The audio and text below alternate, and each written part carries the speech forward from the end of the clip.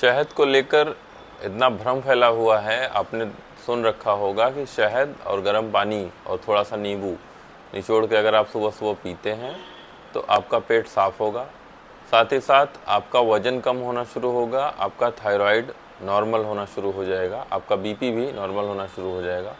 लेकिन ये सब गलत है। शहद कभी भी गर्म अवस्था में नहीं लिया जाता, कभी गर्म पानी में नहीं लिया जाता, कभी भी गर्म करके नहीं लिया जाता। शहद कोई स्वीटनर नहीं है कि आप उसको रोटी में लगा के खा लिए या ब्रेड में लगा के खा लिए या दूध में मिला के पी लिए, क्योंकि चीनी नहीं लेना है तो इसलिए शहद ले लेते हैं। या शहद आइसक्रीम में मिला, आइसक्रीम बनाने के लिए भी लोग शहद का उपयोग करते हैं, तो शहद आइसक्रीम में मिला के खा लिए, ऐसा नहीं है। शहद एक योगवाही पदार्थ है। योगवाही का मतलब होता है कि जिस भी औषधि में मिला के आप शहद को लेते हैं वो औषधि की इफिकेसी और टारगेटेड एक्शन के लिए उस औषधि को तैयार करती है और उसके काम को बढ़ा देती है। शहद जो होती है, ये अगर आप गर्म लेते हैं तो ये विष समान मारक है, ऐसा आचार्य कहते हैं।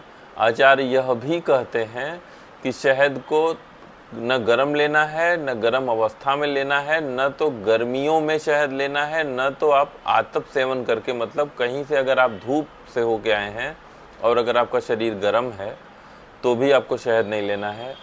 एक आचार्य तो यहाँ तक बताते हैं कि शहद को आपको गुस्से में भी नहीं लेना है। मतलब अगर आप कहीं किसी बात पे क्रोध में हैं और शरीर आपका क्रोध में भी गर्म हो गया है तो भी आपको शहद का सेवन नहीं करना है।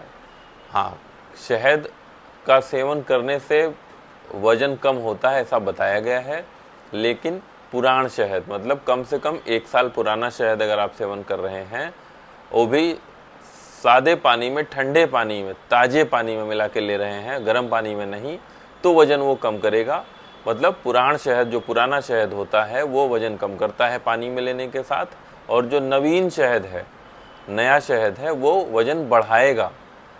तो शहद गर्म पानी में नहीं लेना है, लेकिन पुराना शहद अगर आप लेते हैं सादे पानी में तो वो वज़न बढ़ाएगा, वज़न कम करेगा, और नया शहद लेते हैं तो वो वज़न बढ़ाएगा।